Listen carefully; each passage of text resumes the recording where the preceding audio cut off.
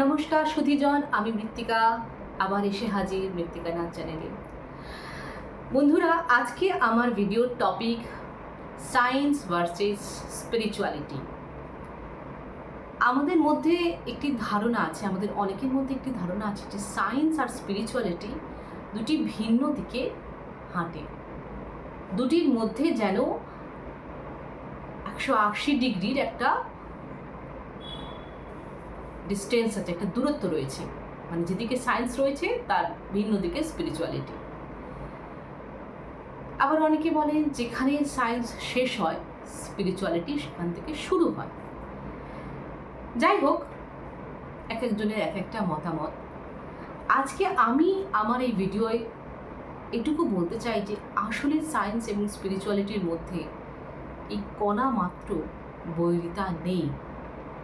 সায়েন্সের মধ্যে স্পিরিচুয়ালিটি, স্পিরিচুয়ালিটির মধ্যে সায়েন্স মিলে মিশে একাকার হয়ে আছে।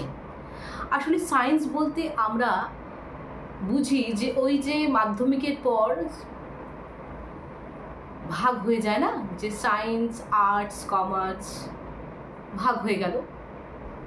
সায়েন্স মানে ওইটাই science, physics, chemistry, math, biology এর কম্বিনেশন। এবার এখান থেকে আরও অনেক কিছু বেরোচ্ছে,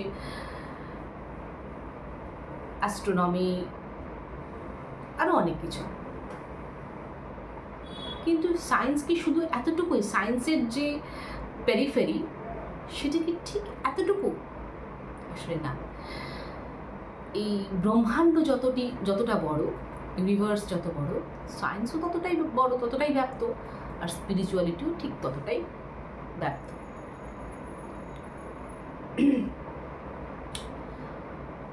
দেখুন, যারা সায়েন্স পড়েছেন, প্রথম খুবই প্রিলিমিনারি স্টেজের একটা কথা বলছি,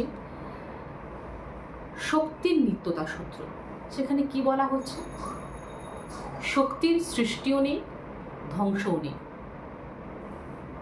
শুধু এক রূপ থেকে অন্য রূপে রূপান্তর রয়েছে।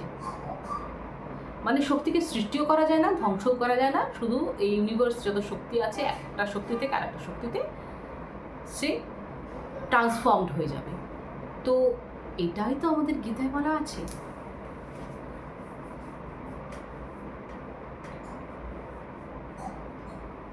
যদি শক্তির সৃষ্টি বা ধ্বংস না থাকে, শুধু রূপান্তর থাকে, তাহলে সেটা প্রাণশক্তির ক্ষেত্রে নয় কেন? এটাই তো গীতায় বলা আছে যে আত্মা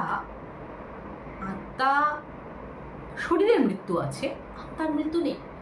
সে পোশাক পরিবর্তনের মতো দেহ পরিবর্তন করে চলেছে জন্ম থেকে জন্মান্তরে।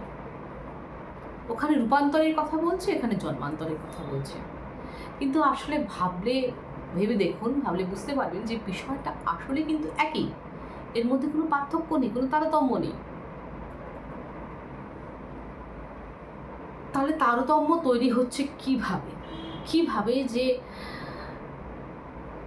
এই তারতম্যটা সমাজে চলে আসছে?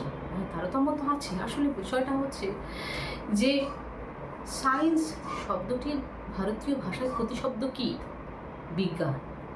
বিজ্ঞান শব্দটির অর্থ হলো বিশেষ জ্ঞান। আর স্পিরিচুয়ালিটির শেষ কথা হলো ওই ব্রহ্মজ্ঞান।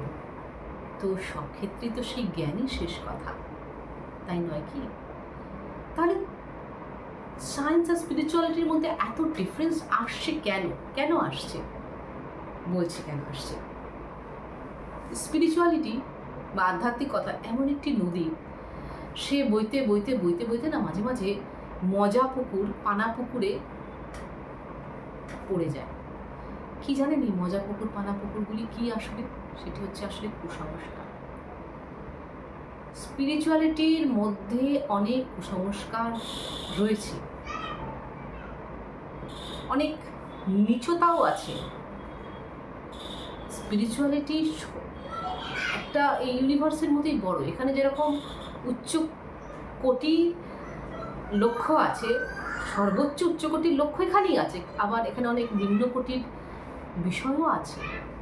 এই নিম্নকোটির বিষয়গুলি, কুসংস্কারগুলি আসলে কিছু পণ্ডিত মানুষের কাছে, যারা কিছু পাণ্ডিত্য লাভ করেছেন, অর্জন করেছেন, পড়াশোনা করেছেন, তাদের কাছে এই বিষয়গুলি বেশ খেলো বলে মনে হয়। সেই জন্য তারা অনেক সময় স্পিরিচুয়ালিটি থেকে, আধ্যাত্মিকতা থেকে দূরে সরে যান। কিন্তু আধ্যাত্মিকতা থেকে দূরে সরে গিয়ে একটা বিভ্রাট ঘটে যায়, আর সেই বিভ্রাটের নাম হলো অনেক সময় তারা নাস্তিক হয়ে পড়েন, তারা ঈশ্বরের থেকে দূরে সরে যান। সেখানে তো সেটা তো ভুল, সেটা একেবারেই ভুল। তাই এটাই বলতে চাইছি আমি যে এই ভুল থেকে সরে আসতে হবে।